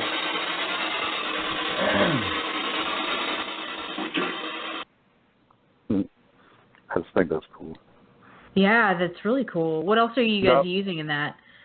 That's in the back. It wasn't I use a spirit box a lot, but that was just a white noise generator. Huh. So you guys didn't actually pick that up coming through the spirit box? No, it was through I use a white noise generation even when I'm just doing clean EVP because I think they still use that white noise. That's pretty much all a spirit box is. They just steals radio stations, but what I was playing is just like a white noise generator. And so you didn't hear that come through at the time? No, we didn't hear that until I played it back. Wow, that's crazy. Yeah. Because you can hear me ask you, did you cross the water? Then you hear I coughed, and then right after that you hear the guy says, we did. Now, the other 3 that I sent, I think all 3 of those are from St. Albans. Yeah, I noticed that there were a bunch of St. Albans stuff in there. Like, I feel crazy because we always talk about St. Albans and how bad St. Albans is, but you know what? It really is. Like, it's crazy. It's yeah. If you're going to go anywhere, like St. Albans, to me, has a solid place with the East Coast, like, big-time haunts, like the places that all the ghost hunters go. Like, I would definitely recommend St. Albans, and not that I've been to that many other places, but it's just very, very easy. I don't want to say easy, but it's like so ghost hunter friendly. I don't think so. If it was like a ski slope, for instance, I would say that it's not necessarily a bunny slope. I would consider it to be like an intermediate slope. Because there is some stuff there. There's some interesting things there. I've had some personal experiences, too. I mean, that's the first time Scott and I were down in the electroshock room. And the guys that we used to be in a group with, they like to provoke a lot. So they were down there, which we don't do at our group. But anyway, these guys were trying to piss them off. So they left. Scott and I go in a room, and guess who gets in front of that? Me. Oh, man. This thing comes up right up to me, April. I mean, it like grabs my chest and just throws me to the ground. Wow. And I got sick to my stomach. My ribs hurt for weeks. I got so bad. We was there for 2 nights. I had to leave, and I couldn't go back. I had to stay in a hotel room the next day. I couldn't go back. That's insane. Yeah, that's one of the worst things I've ever had. I mean, I've been back several times since then, but you got to face your fear. But if you're an investigator, something happens to you, you can't blame nobody but yourself because you asked for it. So, but that was a pretty unique experience. There was, I think I was reading in Pat Bussard's book, wasn't it Scott that had that thing that was like following him? Oh yeah, I saw it too. It's when we first walked into the door, and it was dropped down in front of him, didn't it? Yeah, it was. Yeah, that was upstairs when Scott was by himself, and I was down the hall with him. We kind of like split up a little bit, but when we first walked in the door, the first time we were there, we saw this black thing at the end of the hall with red eyes, and it was crawling on 4 legs, man. I swear to you, April, I looked down there, I said, what the hell is that? And this thing looked back at us with red eyes, and then went through the wall. Nope, that'd be about when I shit myself right there. That'd be the moment. I don't make up stuff. And when I saw this, I was like, what? There ain't no damn way I'm seeing what I'm seeing. And 3 of us saw it. Scott, and another investigator from the other group, we all saw it. Well, I think I read that something like literally dropped from the ceiling right in front of him.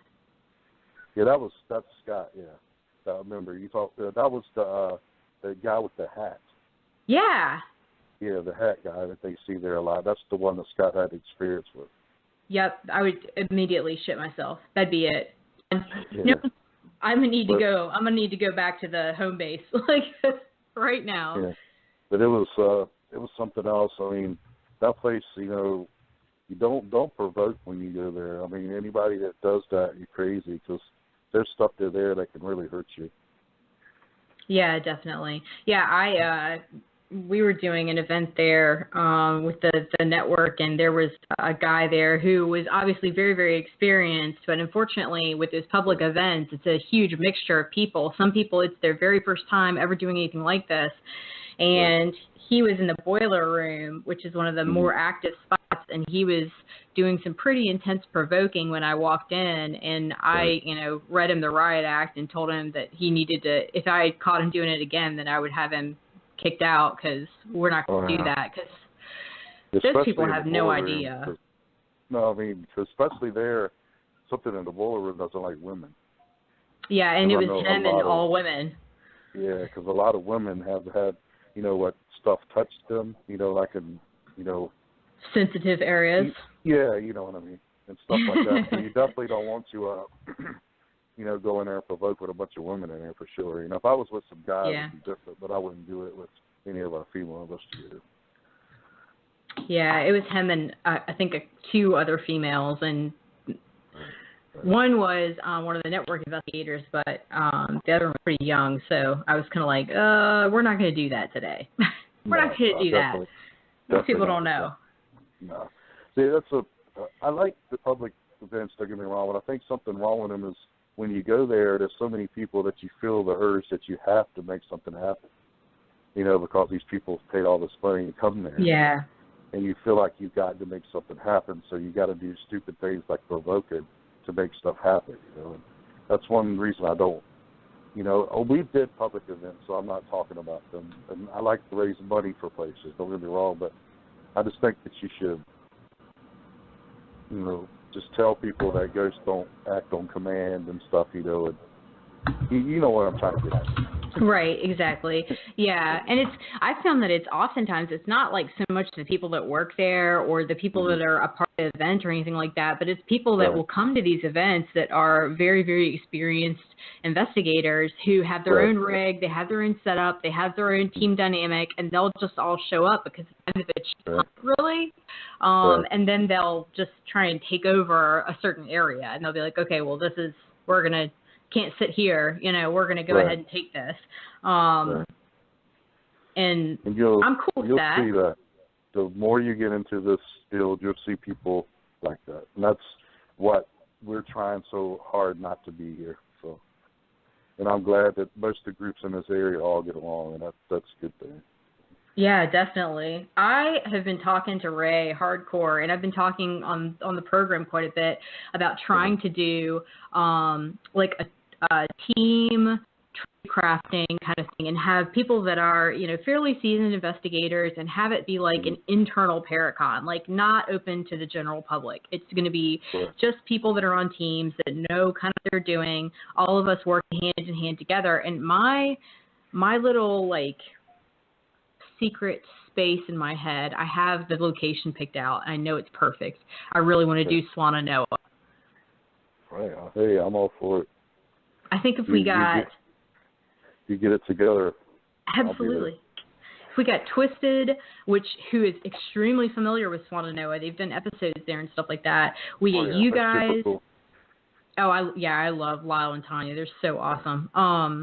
We get some of the independent investigators like Ryan Jones, some of the network guys that are really, really seasoned. We get Vappy, those guys to come out. Like, I think we would have a really, really good showing. Like Transcend.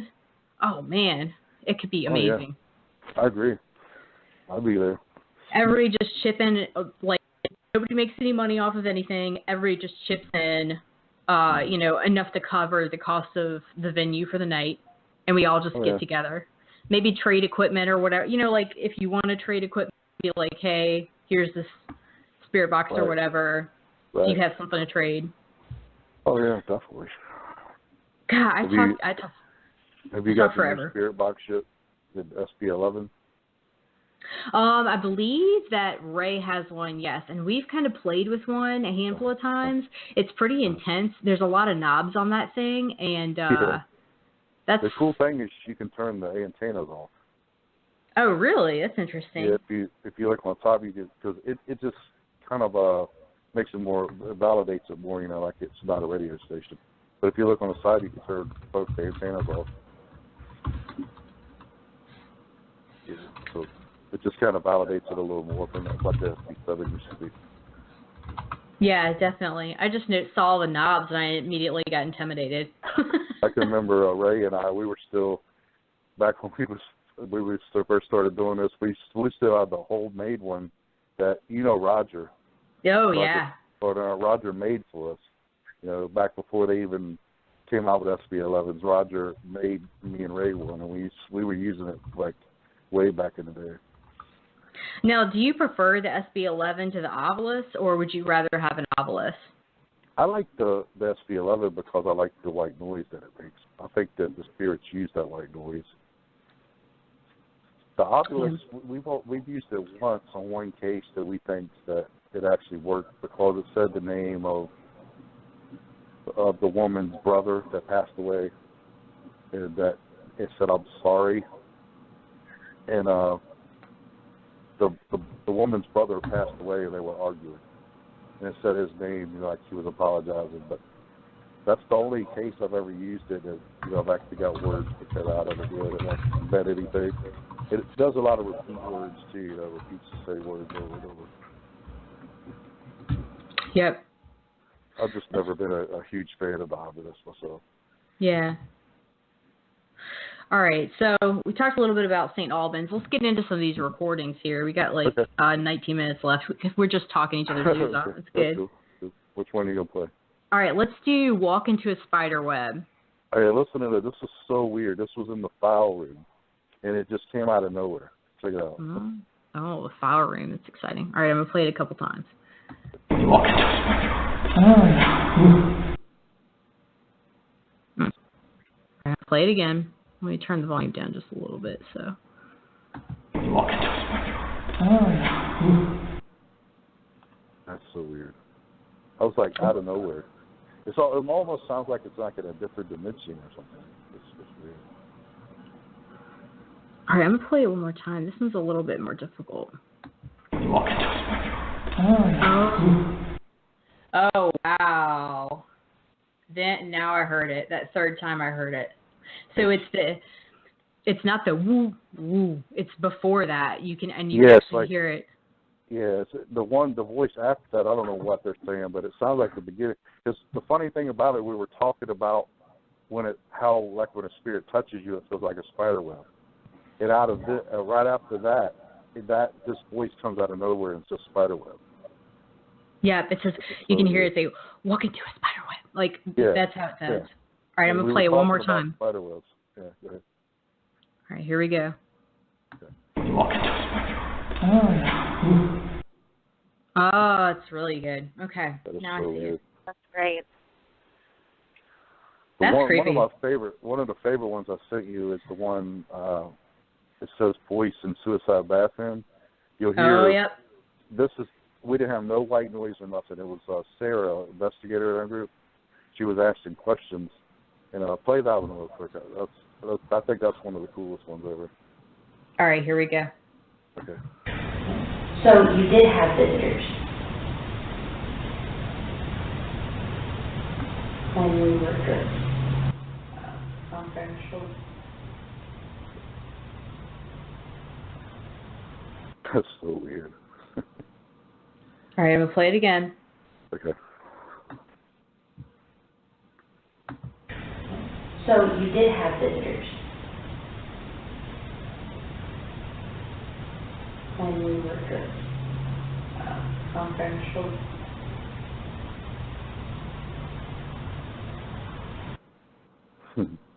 I don't know what I'm hearing. Can you walk me into that one? It sounds like at the very beginning where Sarah's saying, "So you did have visitors," and at the beginning it sounds like an older woman that says, "When we were kids," or kids. So something about kids. I can't understand the second part, but that's just EVP, nothing. I just thought that was so cool. It sounds like an older woman talking back to her. All right, I'm gonna play it one more time. Okay. So you did have visitors. And we were good. Confidential.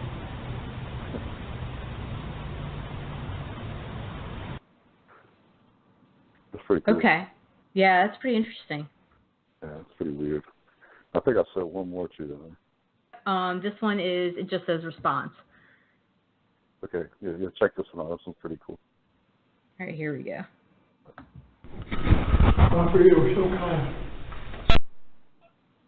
That's it. Listen to it. I don't know what it says.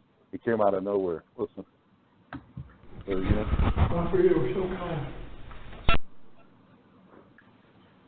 Try to get. Like, all right. Hold on. I gotta get in my little listening stance here. All right, hold on.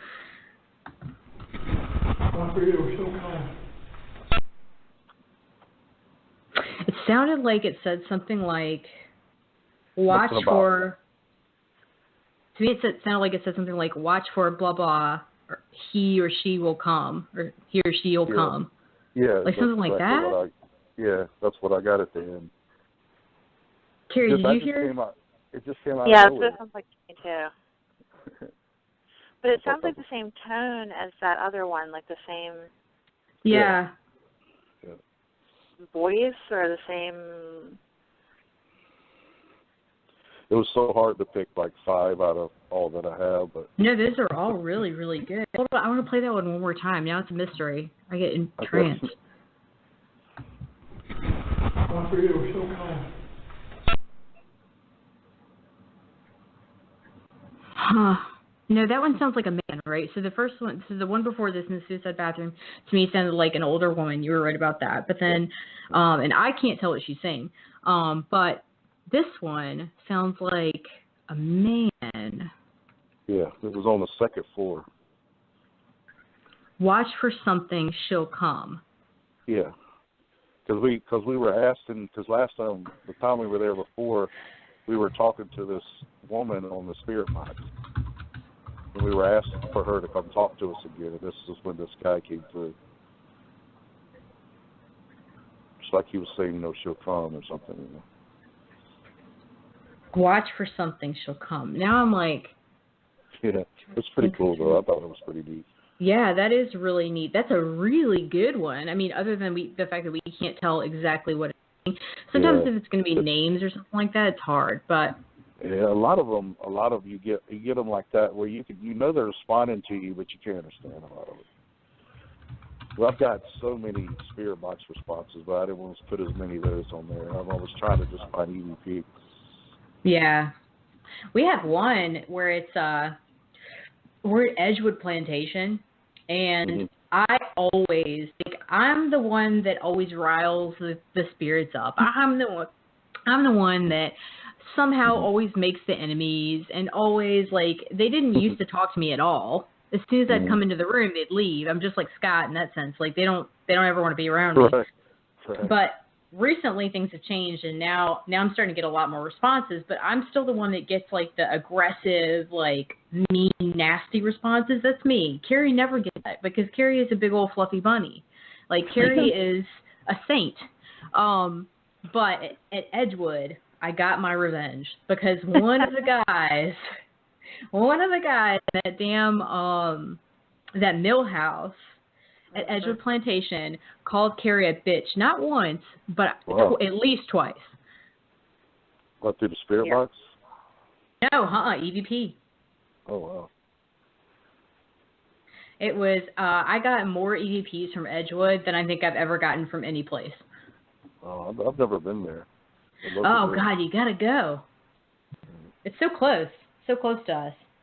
Yeah, but you did an event there along with Ray, didn't you? Yeah, we've been doing events there since, I think it was cold there, wasn't it, Keri? So it was probably spring time frame. Right.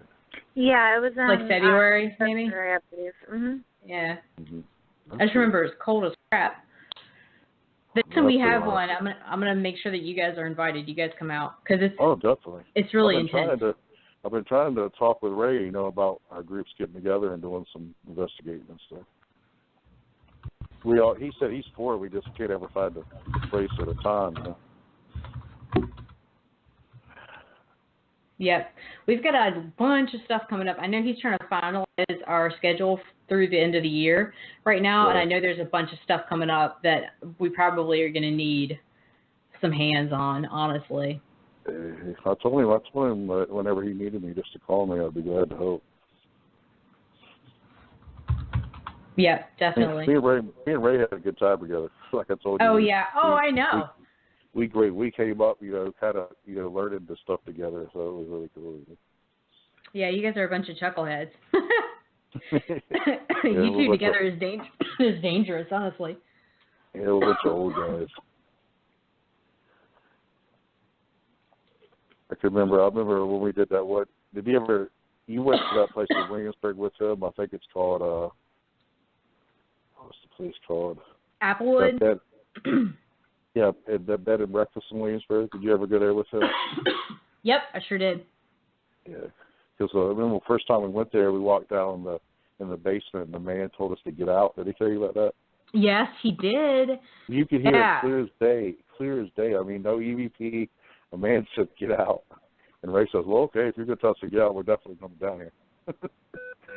Oh my gosh, yeah, he talks about that. He said that it was like you said, clear as day. It wasn't EVP or anything. It was just a disembodied voice that was as clear as a guy standing in the same room talking to you. I'm telling you, I'll back you up on it because I heard it too. We both walked down the stairs, and the old man told us to get out.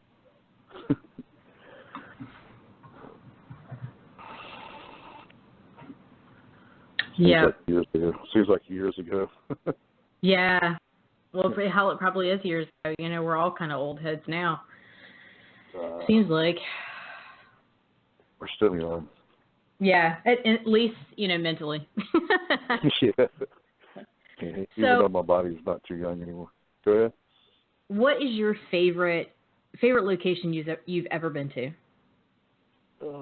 My favorite or the most haunted? I would say, okay, both. I want to know both now. I think my favorite that we've ever been to is probably we went to Morehead City, North Carolina, and did a library there. That sounds so cool. Scott, when we were with our old group, not with Seven Cities, with the group we spoke for, but it was just so cool. We got some evidence, but it was just, I don't know, just something about that location was really cool. I have to find out the name of the library, but I know it's in Morehead City, North Carolina. Mm-hmm. That's probably been my favorite. And, of course, I mean, I love all the local places. I love doing private residence. You know, I really love doing those, which majority of what we do is private residence. So I just enjoy helping people. Like tomorrow, actually, I have they revealed a good news. So I just enjoy doing it, helping people and seeing them happy. You know, so it's pretty cool. Yeah, definitely. Not scared anymore, you know what I mean? What it actually, because I mean, these people are scared. They want to go in their house, you know, and it just makes you feel good that you're able to help them get, you know, over that, you know. Yep. I think when you stop losing that enthusiasm to do that, you know, you should probably just get out of, you know, here. Pack it in. Yeah. Pack it in a little bit. Yep. Because it's not about making money. It's not about, you know, being on TV. It's all about, you know, helping people in the long run. If you can make a living out of doing something you love, I have no problem with that. Don't get me wrong, but I'm not doing this just to get on TV. I mean, I want to help people, but you know, if some TV station come up and said, "Tim, will you be on TV? You know, for 100,000 episodes?" Sure, buddy, I'm there. But, yeah. You know what I'm saying? I mean, you'd be dumb not to. Yeah. Well, for those that are listening that are still kind of newbies to the paranormal field, I hate to tell you this, but if you are trying to join the paranormal field to make money, you are sorely mistaken. Go ahead and quit now, because you're not going to make any money. No, it's going to cost you money. Oh, yeah. I mean, I can't tell you how much money that I've spent. I know Scott spent, too. I mean, thousands of dollars on this stuff. But oh, yeah, you know, the equipment, the venues. Oh, yeah. I mean, I don't complain because I love it, you know. And, you know, a ghost hunters, a lot of these older places, it keeps the places going. Now, the paranormal is a big part of generating money. So, you know, I don't have any problem with paying either go to places or anything. Yeah, I don't either, honestly. But it is expensive. This is an expensive hobby. Oh, yeah, it is. Definitely. This is not for... No. This is not for the budget-minded. No, because I mean, all these places are between $60 to $100 a piece. Oh yeah, at least, if not $100, you know, like a few $100s. Yeah, easily. It's just, you know, but you know, I don't complain about it. I just go when we do it. So.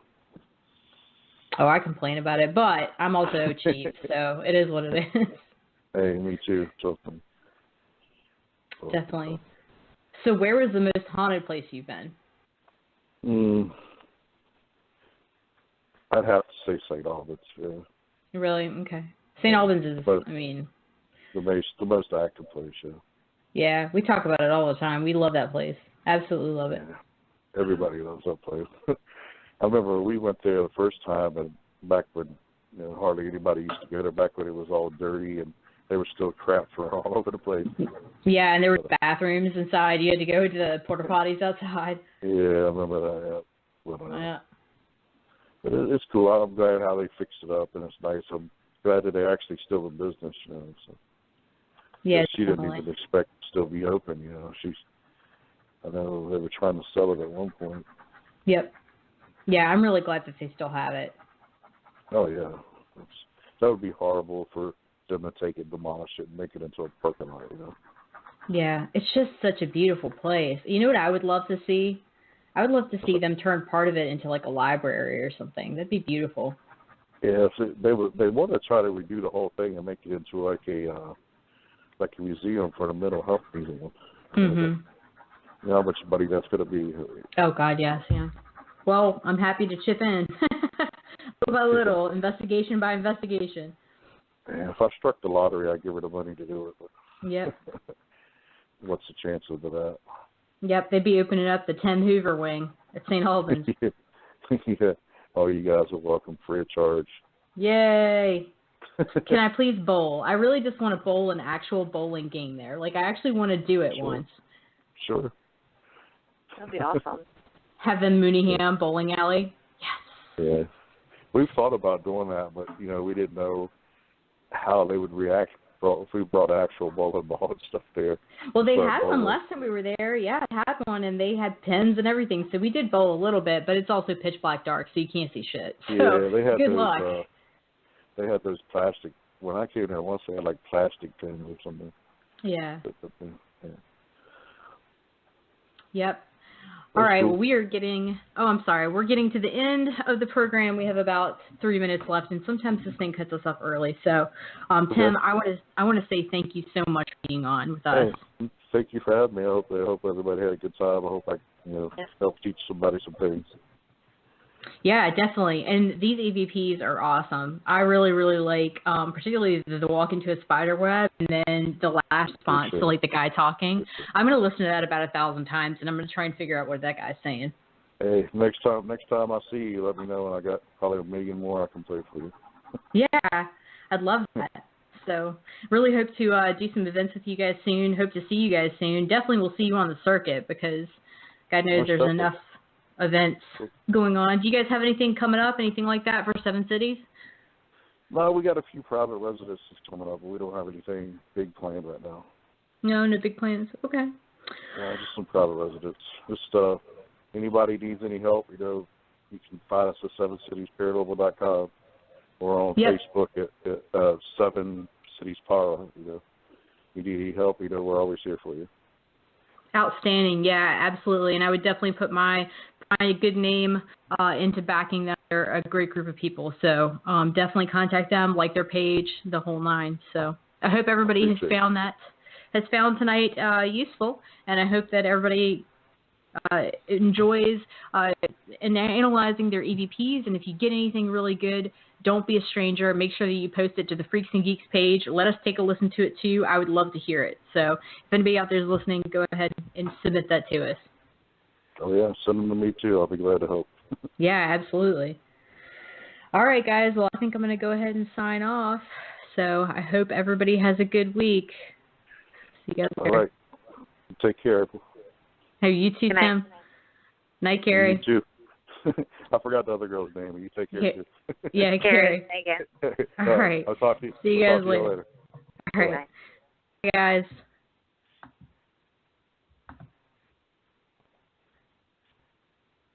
FiOS is not cable. We're wired differently, which means you can get the fastest internet available with equal upload and download speeds from 50 to 500 megs. So you can upload 200 photos before your favorite song is finished. Click the ad and switch to FiOS today to get our best offer ever. FiOS is not cable. We're wired differently, which means you can get the fastest internet available with equal upload and download speeds from 50 to 500 megs. So you can upload 200 photos before your favorite song is finished. Click the ad and switch to FiOS today to get our best offer ever.